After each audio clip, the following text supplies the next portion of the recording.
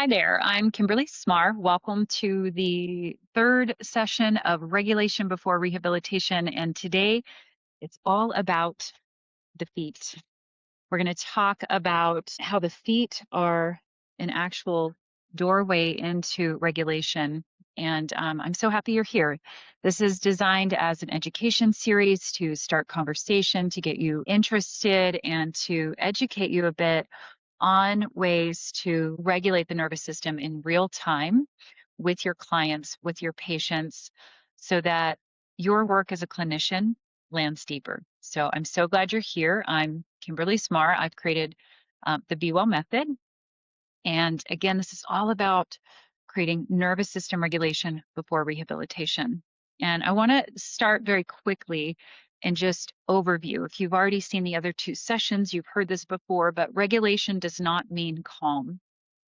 Regulation of the nervous system means that we can toggle up and meet the challenges that are necessary in life, that we are able to engage and respond appropriately according to the stimuli around us, and that the nervous system can be aroused at the appropriate level, but that it also then can drop back down and become calm and steady and peaceful again. A lot of times, what happens, one, we think that a regulated nervous system means that we're calm all the time, and that is not true. A regulated nervous system means that we can move up and down between those states according to the appropriate stimuli in front of us, so that we can engage with the world properly and we don't get stuck in one state or the other.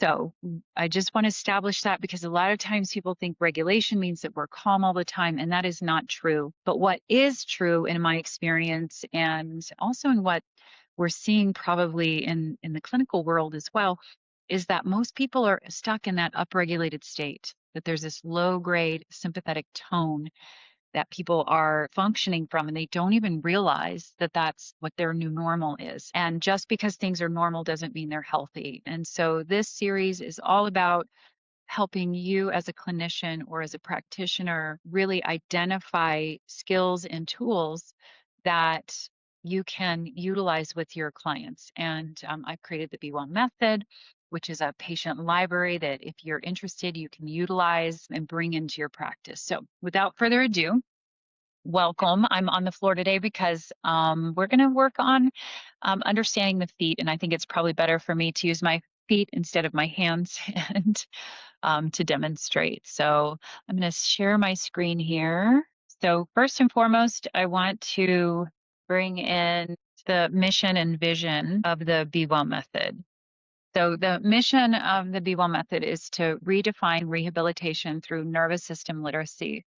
The Be Well method equips clinicians and patients with accessible, evidence-based tools that regulate before they rehabilitate, transforming recovery from a mechanical process into a living, adaptive dialogue between body, breath, and brain.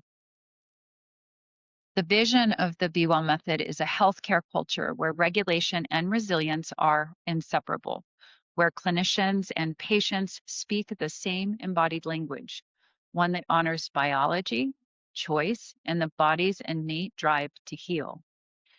It's formed inside of this idea of union, which is the union of yoga and medicine, the union of science and story, the union of clinician and patient. One breath, one choice, one movement at a time. And the three pillars of the Be Well method, we've already covered two of the three. The first and the foremost important one is the breath. That was covered in session 1. We consider that the thread that ties everything together. Session 2 was all about the spine, which is the axis of movement, and it houses our precious central nervous system. And now today, we're going to look at the feet. And this one, I think most times is what raises eyebrows when I talk to people about regulation, and I share this. Breath and spine might feel intuitive, but the feet oftentimes are something that nobody's really considered. And that's also why it's there. Over almost 20 years of teaching and practicing yoga and teaching movers like acrobatic dancers, I've noticed that there's oftentimes a disconnect with the feet, that we don't even know where we are in space.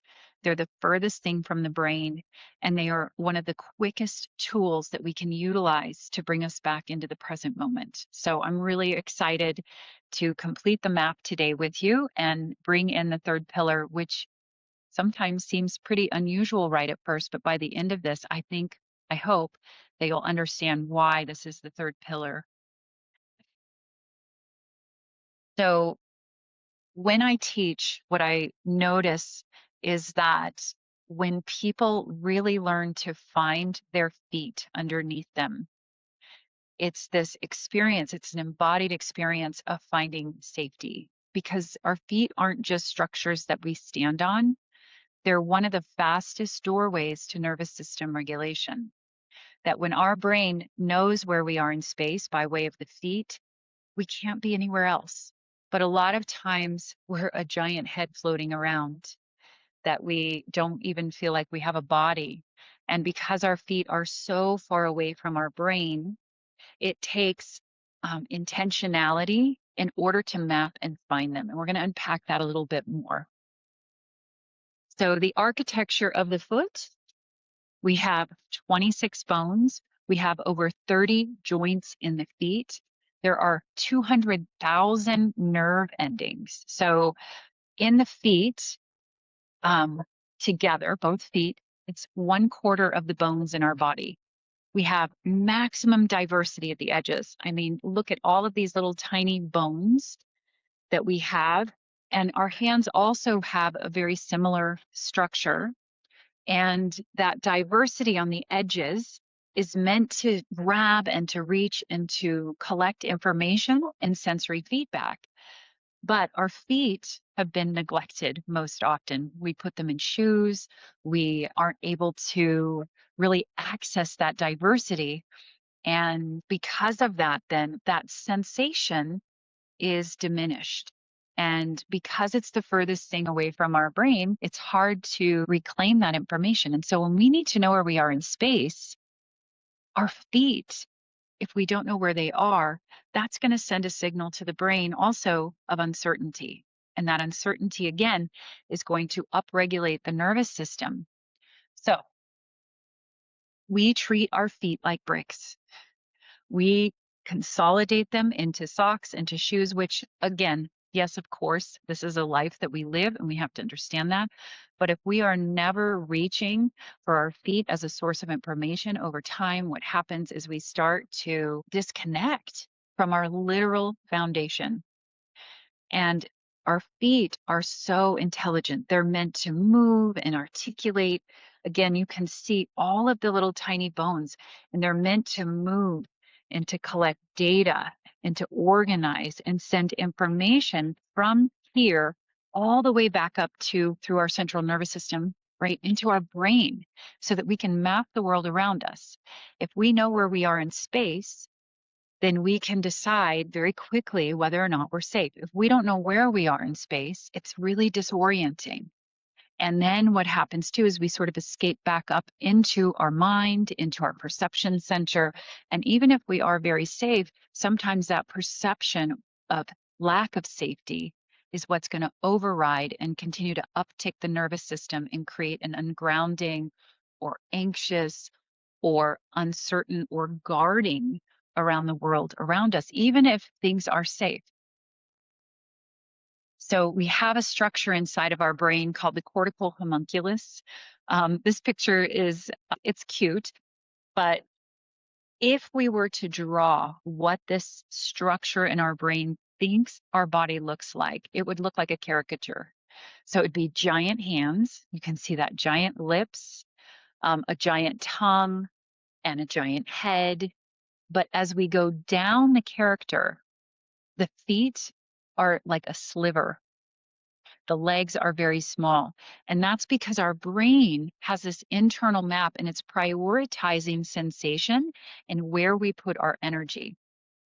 And the feet, again, have this little tiny, it's got a little bit of real estate in the brain. But what's beautiful is that we're constantly adapting.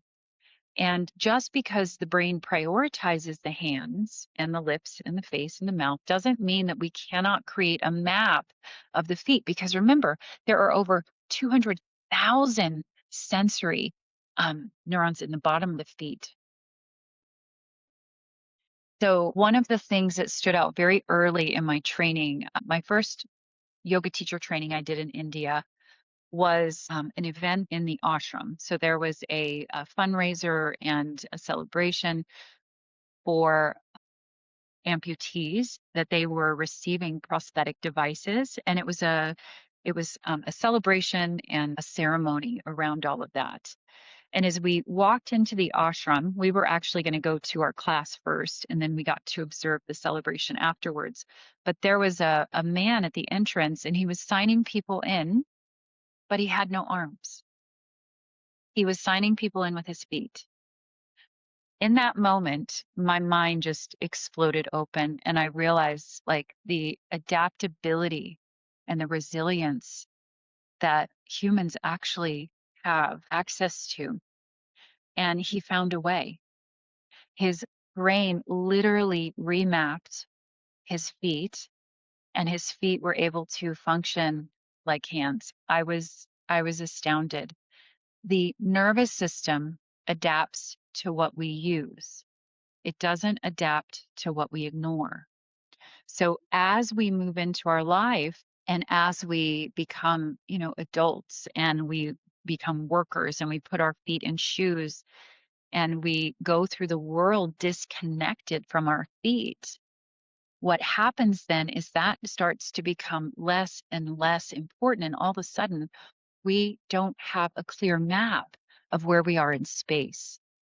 And even if we're athletic, even if we're movers, that compaction of the foot, that disconnect from the sole of the foot, then starts to disconnect us quite literally from our ability to access our feet. So, with our feet being the furthest from the brain, it takes intentionality to stay connected, right? Because what we don't use, we lose. Under stress, our feet go offline first, right? Our blood supply goes towards the edges of our body to run and to move us away. And when we're disconnected from our feet, how do we know how to exit a situation? Or how do we even know if we're safe and it's okay to stay inside of the intensity of what's happening?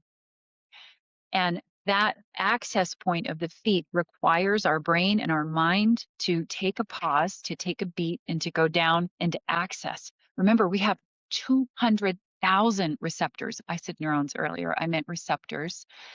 And the cortical homunculus, even though it thinks our feet are very small, we have all of this rich information underneath us that we can collect and remind ourselves and verify that we are safe. The map can change, and awareness, which is actually our superpower as human beings, our self-awareness, redraws the map of the brain. Proprioception begins to sharpen, and pain can begin to quiet. Another thing that I teach, especially to my elderly population, but I actually have begun to sprinkle this to everyone because I think this is so important. The earlier intervention, the better, is that research is suggesting that as we age, the number one fall indicator is toe strength, and the second is ankle mobility. Let that sink in for a second. The number one fall indicator is toe strength, and the second is ankle mobility. So if we are not putting some kind of work or awareness into our feet, the furthest thing from our brain, over time, we're feeding into that lack of stability. That means that our toes can no longer manipulate and move. Our ankle can't manipulate and move when something small happens, like stepping off a curb unevenly. And that's going to create crisis. So then if we're walking around on bricks and sticks above them, instead of this adaptable, mobile, moving unit, then that's going to send signals of stress into our brain around we are not safe, we are not safe, we are not safe. When I was a new teacher, I had gone to a family event, a picnic, and I had an elderly relative wanting to try on my flip-flops. And I had these flip-flops that had these tongs in between each of the toes, right? So instead of just in between the big toe, it went in between all of my toes there. And she wanted to try them on because she thought they were so interesting. And I handed her my sandal. And this was a defining moment in my teaching because I had just started teaching chair yoga to an aging population. And she took her toes and she had to pry each of her toes apart, pry them apart to put her foot in. And in that moment, I had this realization of we are working our feet no matter what with this population. And I've always made it important inside of my yoga classes. Spread your toes, ground your feet, feel where you are in space, because all of that is such rich, important data. One that takes us out of our head and into our body, but it also increases proprioception. It allows us to know where we are in space. So that in itself is so important, I think, and it's so often overlooked at how we can regulate in real time our nervous system.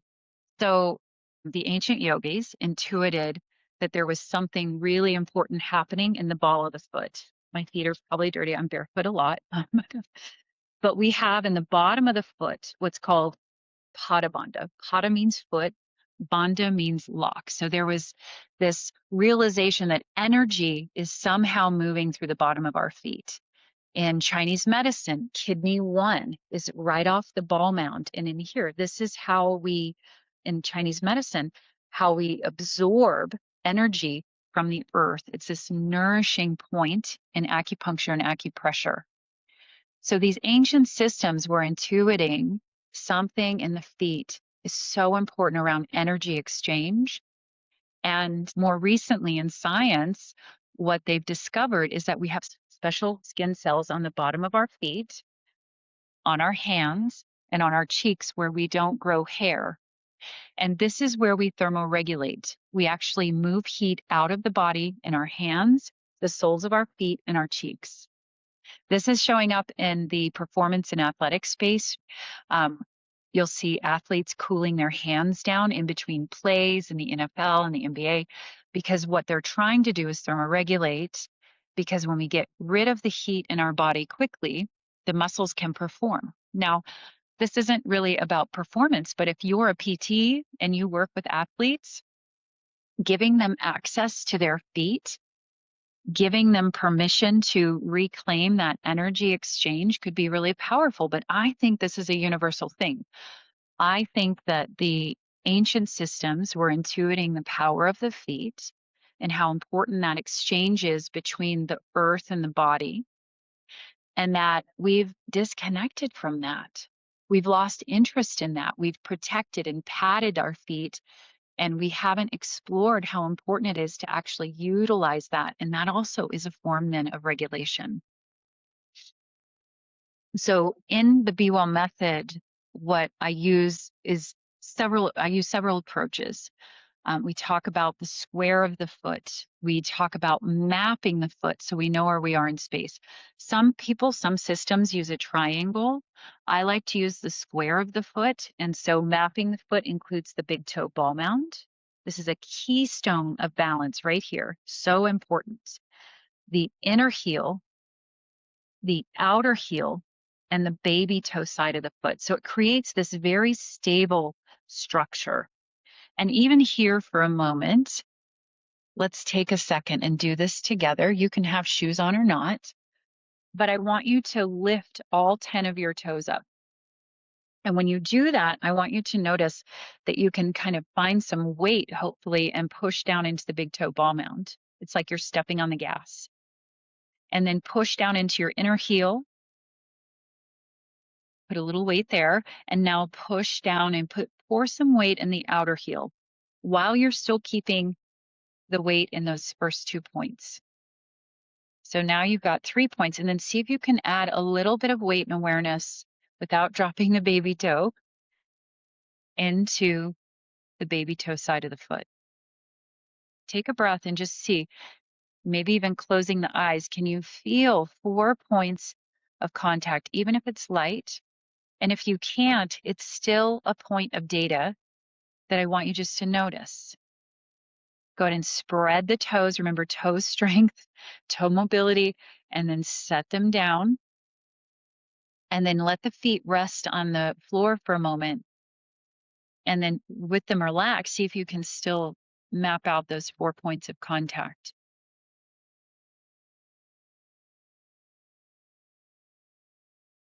And that is just one tiny exercise, really quick, really fast, that I bring into the Be Well method. The other thing that we utilize in the Be Well method is myofascial release, because plantar fasciitis is so rampant. Pain is real in the bottom of the feet. I looked at some studies, they're kind of all over the place around how many people actually experience foot pain. Anecdotally, I could say 95% of my yoga students, I've experienced foot pain from having some tightness and some plantar fasciitis at points in my life. But our feet are something that we can access through myofascial release, MFR, with a lacrosse ball or a tennis ball. And I also utilize a yoga strap where we floss the bottom of the feet. And not only what we're doing is trying to maybe alleviate a little bit of discomfort, what my work is to try to connect ourselves to the furthest reaches of the body so that we are not disconnected. We're not a giant head floating around, but we are this whole being. And when we're a whole being and we're in the present moment, healing is available, not just repair. And I've seen this over and over again. I've got a client right now that I'm working on rehab with. She's getting ready to have a second knee replacement. And we have spent a majority of our time finding her feet because she's been disconnected from her feet. And it's remarkable the change in the structure of her feet just from rolling her feet out regularly, taking time, paying attention to the four corners of her feet, stepping into her everyday life, and creating a solid foundation that she's going to be able to build upon after her knee is replaced. So her feet are still part of the equation. And when people have surgery, a lot of times what happens is it's everything in between. It's knee, it's hip, maybe it's back. But we've lost the key stroke of what's connecting us to earth and how we can build upon a foundation. And that's when we give people access to their feet again. It's not just structurally, it's nervous system regulation as well. I also recently have been working with a gentleman who is partially paralyzed, and we're still using the strap to floss his feet on the side that has diminished sensation, and also the myofascial ball. And what he has reflected back to me is that he can feel something moving. He can sense something shifting. And we talked about how even when there's diminished sensation, energy is still present in the body. And what that does is that unlocks people's mind around possibility. Not that he's going to have the ability to have full function on that side, but that he can still have a relationship with his body. And that is beautiful to watch that awaken inside of him, to still feel like he can utilize that as a part of his being is stunning. And one of the exercises we do, we put the yoga strap around the foot and we floss it. And he has partial paralysis on his left side. And I was helping him floss a little bit, but even the hand that has diminished sensation and is harder for him to use, he realized that as we were working on his foot, that that left hand was still on the strap. He's like, I'm so surprised that my hand is still holding the strap, because we were concentrating on the foot and giving this energetic movement through the body into the present moment. And it's beautiful to see little tiny things maybe unlock inside of us. So on the physical health of all of this, right, I've worked with people orthopedically on their feet. you could see how having a clear connection to your feet is going to help rehabilitate and give you proprioception. And our feet, the front of our foot, gives us more access to the quads, right? That makes sense. And then the heel of our foot gives us access to the back chain of the body, the hamstrings and the glutes. And so we know how to press into and interface with the earth. We're going to have more clarity and the ability to recruit muscles more clearly as well.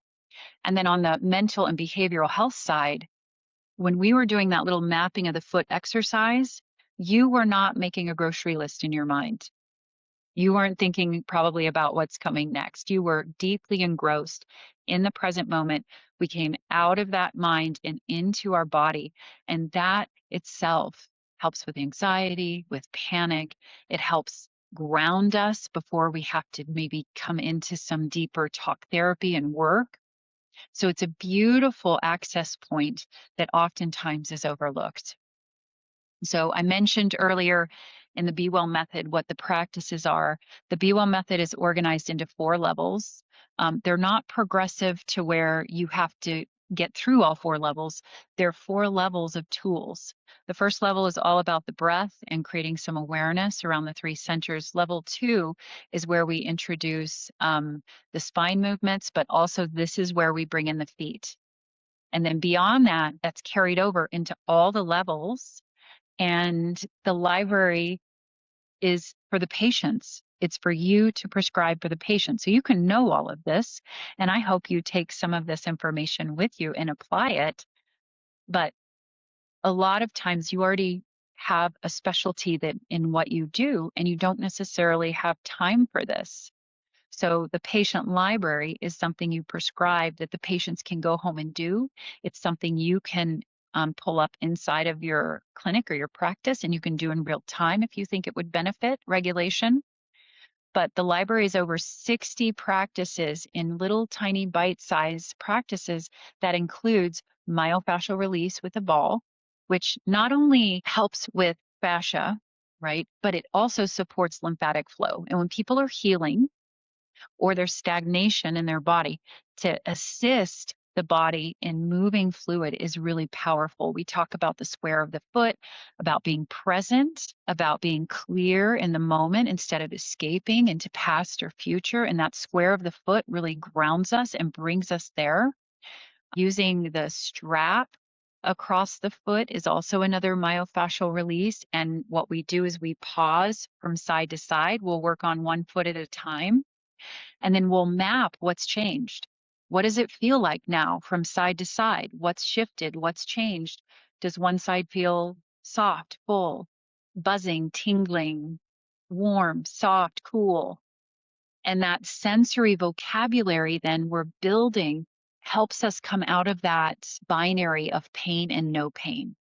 It helps the patient start to contextualize what it's like to have a body, and that we get to work inside of that using the feet. So the foot flossing also helps with mobility and articulation. So we're not walking around on little bricks and sticks anymore, but there's this connection with the furthest reaches of our body, and we're moving and articulating into all of that really rich data and pulling that in and up.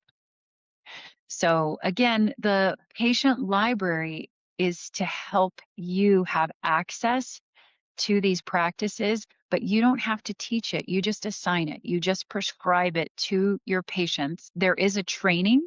It's on demand. It's less than 3 hours, and it orients you around the library. So these trainings that we've been doing here are great, but this is more specific, and it trains you on how to use the library so you feel really comfortable and confident, how to hand them off to patients. It teaches you what that looks like. It's just simply a QR code that you give your patient to scan, and then you assign them, and you decide what's appropriate for which patient. And what that does then is it supports them throughout the time between appointments, because we all know it's consistency and it's what we do day to day, every day, that changes our nervous system. That's what shapes our future self, is what we're doing regularly. And these are little tiny practices that not only will you use hopefully during rehabilitation, but this is going to build into a self-care practice for them. And they're going to hopefully realize the importance of breath, the importance of spine, the importance of their feet, and they can carry that over into everything that they do. So this is all, like I said, research backed. On my website that talks about the program, there are pages and pages that are broken down in segments. So if you're interested in understanding the research that is the foundation of the Be Well method, I invite you to check out the link, and you can access that. I'll send the link along with this recording, and you can check it out and look at all of the rich data that backs this up. So once again, the three pillars, the breath is our thread, the spine is the axis, and the feet are our foundation. And now the map is complete. And if you want to be able to access this and put it in your patient's hands, that's what I'm offering. So when the breath is steady, the spine is nourished, and the feet are awake, the body is ready to move as a whole. Body, heart, mind come into coherence. And that's where rehabilitation lands deeper, that people are not just repairing, but they begin to truly heal. That's the reason I created the Be Well method. So this is all about regulation before rehabilitation, and breath, spine, and feet. That framework is now complete. It's in your hands. Right now, I have a founding cohort. I would love for you to be a part of it. I am collecting evidence and data right now as well, because I'm forming feasibility, because this is going to go into the research space. I believe it's that strong. And I would be so incredibly honored and grateful if you wanted to shape this with me. So the founding cohort is forming now. What that does is it gives you an incredible price on the training and the patient library, and you get the license to use the library for a year. And after that, you can renew it. The training is just once. And if that's something that interests you, please reach out. Let's talk about this. Let's bring this into the conversation of rehabilitation, whether it's physical rehabilitation, it's pain management, it's occupational therapy, it's mental or behavioral health. This is an asset. And I believe that this is the next wave that's supporting healthcare. And that's why I've created this, to help reduce suffering. If you are a yoga teacher or you are just a curious mover, this product is for clinicians right now. That this library is only for clinicians to use, but I am building something for training for yoga teachers and also for the patient population to use independently. But I want to intervene and support clinicians first. I have so many yoga students that are physical therapists, that are occupational therapists, that are clinicians, nurses, doctors, surgeons who have benefited from the yoga practice that I've been able to offer them. And over the years, I've realized that they are deeply caring individuals and that they want to support their patients the best that they can. And this is why I formed this. So I hope that this lands for you. I hope you learned something. If you are interested in being in the founding cohort, please contact me. Let's talk. You can also click on the link and find more details. But let's have a conversation. Even if you're not ready to utilize the library, I would love to hear from you, because I'm building this. It's not in the final form, but it is usable right now. And I think it's a really, really strong program. And because it's online, it's small, it's accessible, it's progressive, I really think that this is something that will help patients, help all of us move into the world and understand regulation. So thank you so much for your time. Thank you for being here. Thank you for your interest.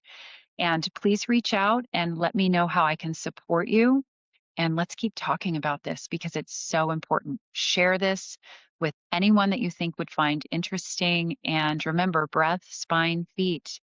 These three things are levers that we can pull in real time to regulate nervous systems. So thank you all so much. Thank you for the work that you do. And I hope to stay connected and keep growing this. So thank you all. Bye-bye.